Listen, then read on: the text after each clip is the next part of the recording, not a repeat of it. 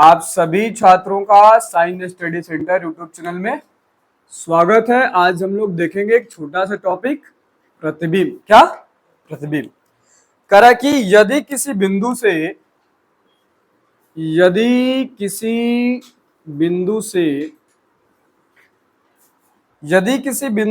आरंभ होकर ठीक, यदि किसी बिंदु से आरंभ होकर किरणें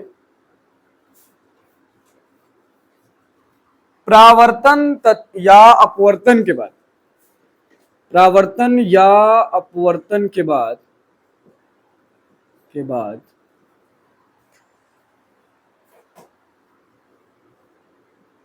जिस बिंदु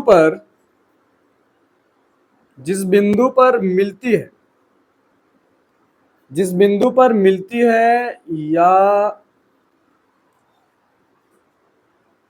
मिलती हुई प्रतीत होती है,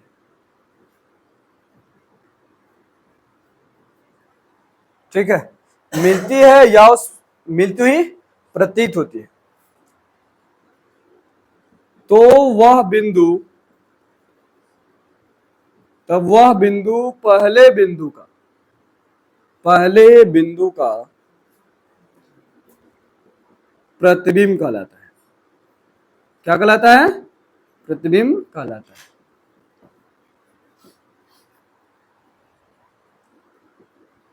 क्या कहलाता है? प्रतिबिंब कहलाता है। अब ये कह रहा है कि मान लीजिए कोई बिंदु है जहां से ये आरंभ हो रहा है। क्या हो रहा है? आरंभ हो रहा है। जैसे हमने दर्पण की अगर हम प्रतिबिंब की अगर हम बात करें, ठीक, ये कौन सा दर्पण है जी? समतल दर्पण। कौन सा दर्पण है? समतल। अब यहां एक वस्तु है, इस वस्तु से करें यदि किसी बिंदु से आरंभ होकर किरणें परावर्तन के बाद जैसे अगर यहां से जो किरणें हैं, किसकी किरणें?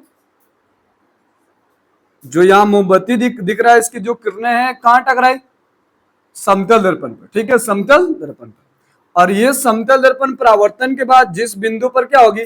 मिलेगी। क्या होगी? मिलेगी। ठीक, यदि किसी बिंदु से आरंभ होकर किरणें परावर्तन या अपवर्तन के बाद जिस बिंदु पर मिलती है या मिलती हुई प्रतीत होती है, वह बिंदु पहले बिंदु का क्या कहलाएगा? प्रतिबिंब कहलाएगा। अब देखो यहां से वस्तु की जो किरणें हैं वो जा रही है, टकरा रही है, और टकराने के बाद कहां मिल रही है? आपके आंखों पर जाकर क्या हो रही है? मिल रही है। क्या हो रही है? मिल रही है। तो जो प्रतिबिंब बन रहा है, अब ये जो प्रतिबिंब है आपके सामने बन रहा है, किस पे बन रहा है? दर्पण में बन रहा है। किस पे बन रहा है? दर्पण पर। ठीक है, उतार लीजिए पहले।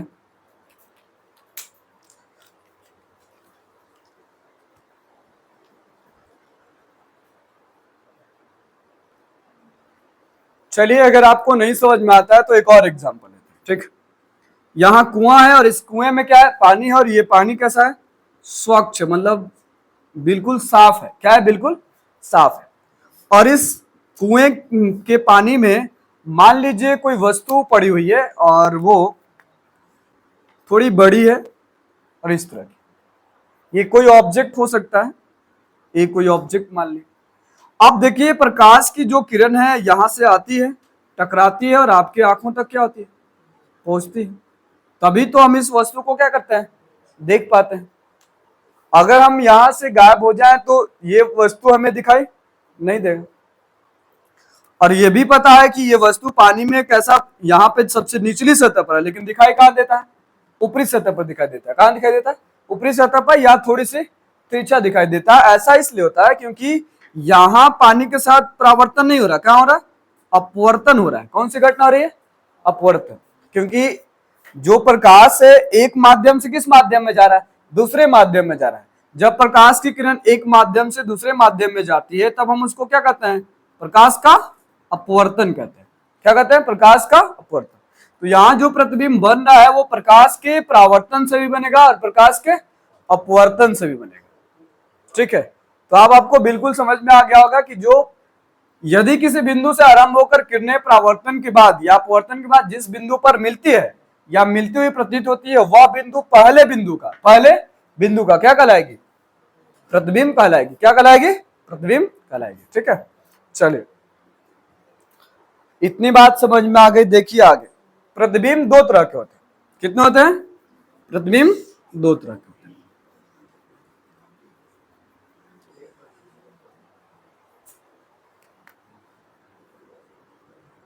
प्रतिबिंब दो प्रकार के होते हैं।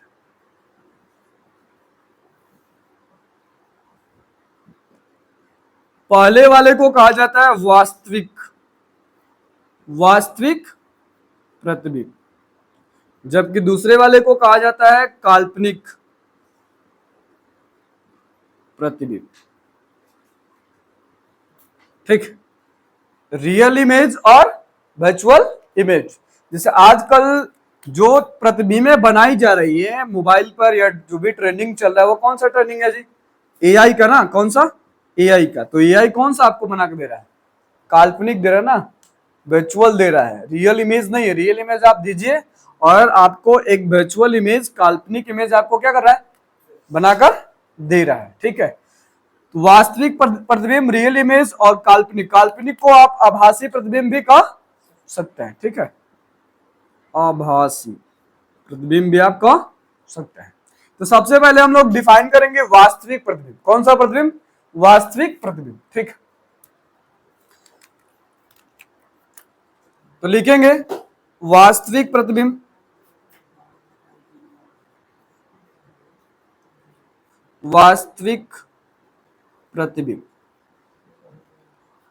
करा यदि किसी बिंदु से आरंभ होकर किरणें परावर्तन या अपवर्तन के बाद वास्तव में मिलती है। क्या होती है? वास्तव में मिलती है, तब वह बिंदु पहले बिंदु का क्या कहलाएगा? वास्तविक प्रतिबिंब कहलाएगा। क्या कहलाएगा? वास्तविक प्रतिबिंब कहलाएगा। वास्तविक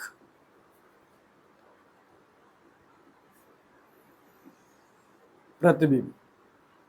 ठीक, अब इसमें थोड़ा सा जो मिलती है और मिलती हुई प्रतीत होती है, इसको हटा दो, लिख दो मिलती है। तो वह बिंदु पहले बिंदु का कौन सा प्रतिबिंब कहलाएगा? वास्तविक। मिलती है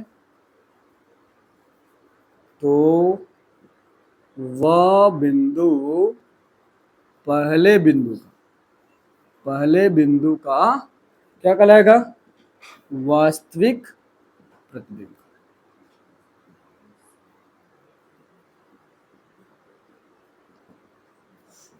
ठीक है,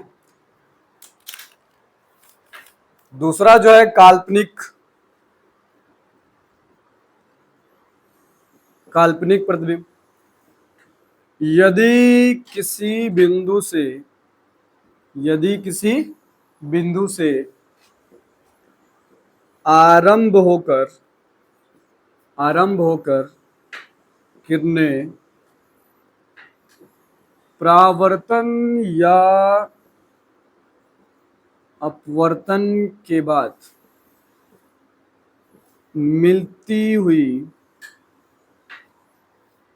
हुई प्रतीत होती है,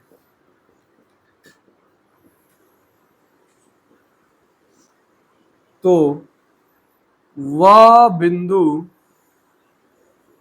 पहले बिंदु का कौन सा? हाँ, काल्पनिक प्रतिबिंब कहलाता है।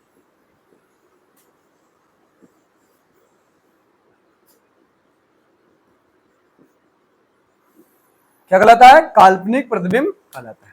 तो एग्जाम में आपसे काल्पनिक और जो वास्तविक प्रतिबिंब है, इसके परिभाषाएं नहीं पूछी जाती है। इनके बीच डिफरेंस को पूछा जाता है, इनके बीच क्या अंतर है वो पूछा जाता है, या फिर इनके कौन कौन से गुणधर्म है, ये एग्जाम में आपसे पूछे जाते हैं। ठीक है, तो पहले इसका जल्दी से स्क्रीनशॉट ले लीजिए, फिर इसके बारे में देखते हैं।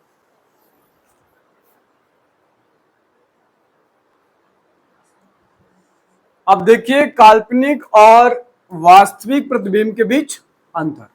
इसके अंदर इसके जो गुणधर्म है वो शामिल किए गए, बताए गए, और एग्जाम में यही सब पूछे जाते हैं। सबसे पहले बता रहा है कि जो वास्तविक प्रतिबिंब है इसे पर्दे पर क्या कर सकते हैं, प्राप्त कर सकते हैं, जबकि काल्पनिक प्रतिबिंब को पर्दे पर प्राप्त नहीं किया जा सकता है। ठीक है, यह हमेशा उल्टा प्रतिबिंब बनाता है। कैसा बनाएगा, उल्टा प्रतिबिंब, जबकि काल्पनिक हमेशा कैसा बनाएगा, सीधा प्रतिबिंब बनाएगा। ठीक, वास्तविक प्रतिबिंब गोलीय दर्पण में बनती है, यह हमेशा किसमें बनेगा, गोलीय दर्पण में, जबकि काल्पनिक प्रतिबिंब गोलीय दर्पण और समतल दर्पण दोनों दर्पण में बनता है। अगला है 4 नंबर, ये परावर्तन या अपवर्तन के बाद वास्तव में मिलती है, जबकि यह अपवर्तन और परावर्तन के बाद काल्पनिक रूप से मिलती हुई प्रतीत होती है। ये आप इसका स्क्रीनशॉट ले लीजिए ताकि एग्जाम में ये आएंगे 2 नंबर में या फिर 5 नंबर। 5 नंबर में आएंगे तो आपको 4 अंतर लिखना होगा, 4 या 5 अंतर लिखना होगा। अगर 2 नंबर में आएंगे तो 2 या 2 भी लिखिएगा या फिर 3 अंतर लिख दीजिएगा, काम हो जाएगा। इसका स्क्रीनशॉट ले लीजिए। फिर आगे पढ़ते हैं प्रतिबिंब बनाने के नियम, कि प्रतिबिंब को हम कैसे किसी दर्पण में क्या कर सकते हैं, बना सकते हैं। ठीक है, चल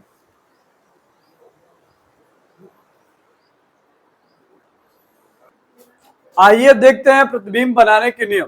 ठीक है, और यहाँ पे किस दर्पण के लिए हम लोग देख रहे हैं, गोलीय दर्पण के लिए। किसके लिए, गोलीय दर्पण। सबसे पहला नियम आपको क्या बता रहा है, ध्यान से लीजिए। कह रहा है किसी बिंदु से आने वाली वह किरण जो मुख्य अक्ष के समानांतर है, क्या है, मुख्य अक्ष के समानांतर है, परावर्तन के बाद फोकस से गुजरती है। क्या होती है, फोकस से गुजरती है।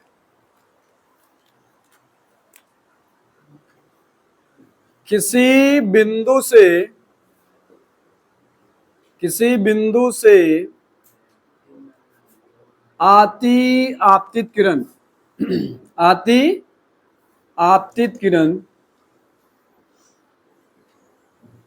परावर्तन के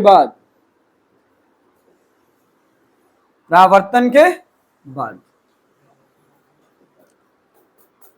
मुख्य अक्ष, परावर्तन के बाद फोकस लिखिए, फोकस से मिलती है या मिलती हुई क्या होती है, मिलती हुई प्रतीत होती है।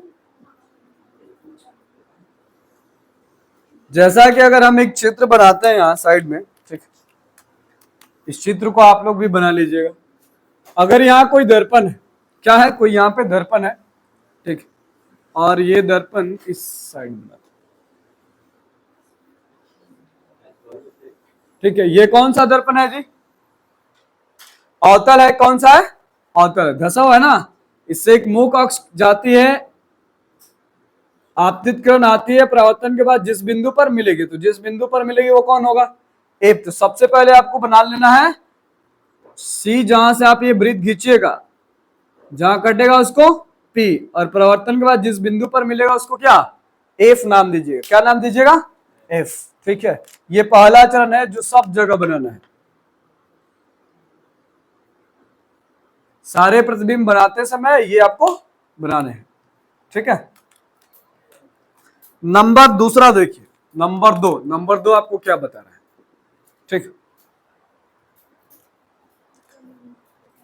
कह रहा है कि वह किरण जो किसी अवतल दर्पण या फिर उत्तल दर्पण, ठीक है, वह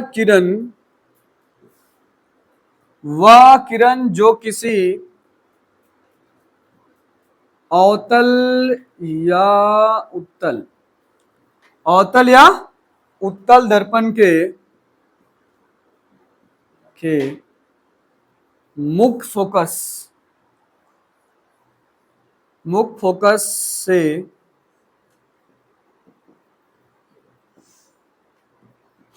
गुजरती है। क्या होती है, गुजरती है, या फिर गुजरती हुई प्रतीत होती है, या फिर गुजरती हुई प्रतीत होती है।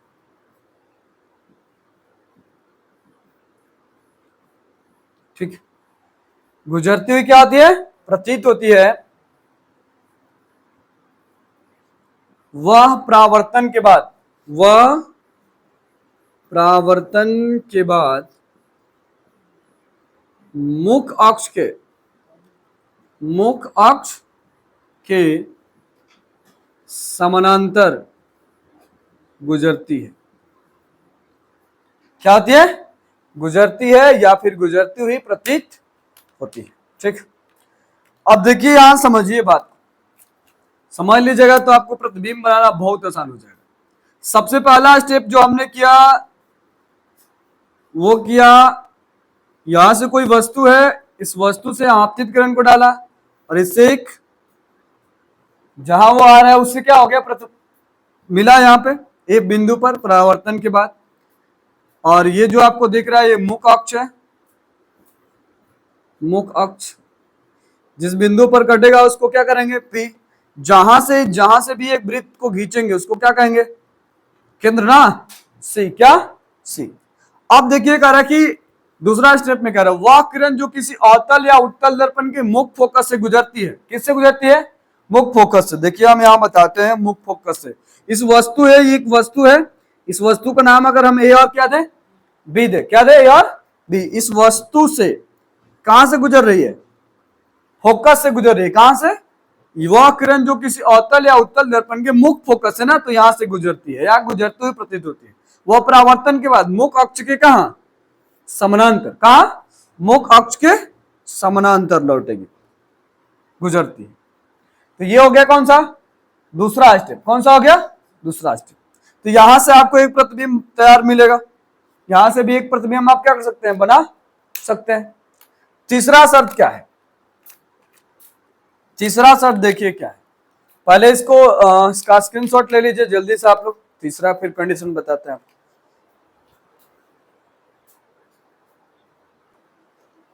अब देखिए इसमें मुख्य बात क्या है, ठीक है, ये तो दूसरा हो गया। सबसे पहले अगर आपको नहीं समझ में आ रहा है तो फिर से समझिए, क्योंकि साइंस समझना बहुत जरूरी है। पहला इसमें जो टर्म था वो हमने आपको बताया, ये सब अवतल हो उत्तल हो सबके लिए। पहला हमने टर्म बताया कि, और ये सबके लिए, कोई भी वस्तु यहां रखी है, इस वस्तु से आती आपतित किरण दर्पण से परावर्तन के बाद जिस बिंदु से मिलती है या फिर मिलती हुई प्रतीत होती है उस फोकस से गुजरेगी। इस फोकस से क्या होगी, गुजरेगी। पहला हमने बताया। दूसरा हमने बताया कि किसी वस्तु, अब देखो जो वस्तु है इसकी जो दूसरी किरण है, कौन सी दूसरी किरण है, ये कहां से गुजरेगी, फोकस से गुजरेगी। कहां से गुजरेगी, फोकस से गुजरी। फोकस से गुजरने के बाद जिस बिंदु पर मिलेगी उस बिंदु के परावर्तन के बाद किसके समानांतर, मुख अक्ष के समानांतर लौटेगी। तो अगर यहां हमें कट मिलता है तब यहां हमें प्रतिबिंब मिलेंगे। क्या मिलेंगे, प्रतिबिंब मिलेंगे। अब ध्यान रखिए एक और कंडीशन, जो तीसरा जो हम अभी आपको बता रहे हैं। अब कई वस्तु, जैसे यहां हमने अगर एक और चित्र बनाते हैं,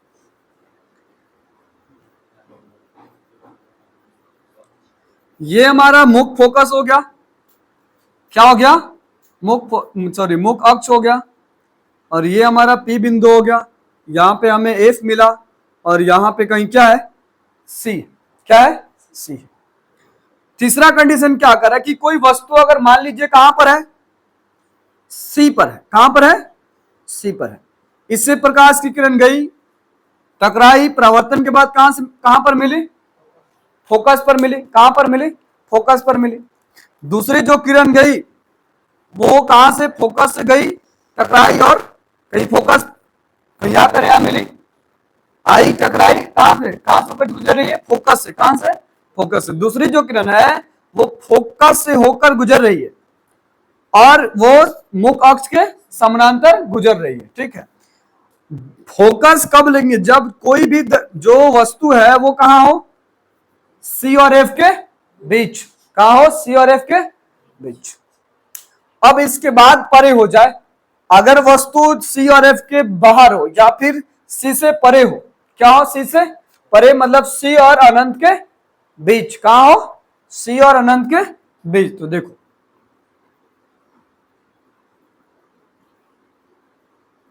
वस्तु अगर ये सी है और वस्तु यहां है कहीं, तो ये जाएगी, टकराएगी और एफ से होकर गुजरेगी। पहला कंडीशन फॉलो कर लिया। दूसरा कंडीशन है कि अब एफ से ये नहीं गुजरेगी, कहां से गुजरेगी? सी से होकर गुजरेगी। कहां से? सी से होकर गुजरेगी। दर्पण से परावर्तन होने के बाद मुख अक्ष के समानांतर लौट जाएगी। जहां कट होगा, जहां लौटेगी, वहां एक क्या बनेगा? प्रतिबिंब बनेगा। क्या बनेगा? बिंब बनेगा। अब मान लो कोई वस्तु ऐसा भी है जो सी के आसपास नहीं है, सी से बहुत दूर है। कहां है? सी से बहुत दूर मतलब अनंत पर है। अरे हमने देखा ना कि सी और एफ के बीच है, सी पर है, एफ पर है, ठीक है, अलग अलग स्थिति है। तो अगर मान लीजिए कोई वस्तु कहां है? अनंत पर है। कहां है? अनंत पर। ना वो सी पर है ना वो एफ पर है, तब कौन सी स्थिति होगी? तो ये चौथी स्थिति है। कौन सी स्थिति? चौथी स्थिति। और इस चौथी स्थिति में देखिए क्या होगा। जैसे फिर से हम एक दर्पण आपके लिए बनाते हैं यहां पे और दिखाते हैं। जैसे फिर से हमने एक दर्पण बनाया, अवतल दर्पण। यहां से हमने मुख फोकस ले लिया, सॉरी मुख अक्ष ले लिया, और यहां कोई वस्तु रखा जो अनंत पर है। कहां है? अनंत पर है। और इसका जो केंद्र बिंदु है वो सी है यहाँ, और इसका जो एफ है वो यहाँ है। तो सबसे पहला काम की एफ से गुजरेगा। पहला कंडीशन तो सब में सेम रहेगा कि भैया ये कहां से गुजरेगा? एफ से होकर गुजरेगा, फोकस से होकर गुजरेगा। दूसरा कंडीशन समझिए। दूसरा कंडीशन ये बता रहा है कि यहां से सी से ना होकर कहां से गुजरेगा? अगर बहुत दूर है तो वो पी से गुजरेगा। कहां से गुजरेगा? पी से गुजरेगा। ये जो वस्तु है जो सी से परे है, मतलब सी और अनंत के बीच नहीं है, अनंत पर है। कहां है? अनंत पर है। तो इसकी जो दूसरी किरण है वो सीधा पी से टकराएगी, ध्रुव से टकराएगी और वापस लौट आएगी। और जहां प्रतिबिंब बनेगा आप उसको बताइएगा कि उसके वहां पे प्रतिबिंब बन रहा है।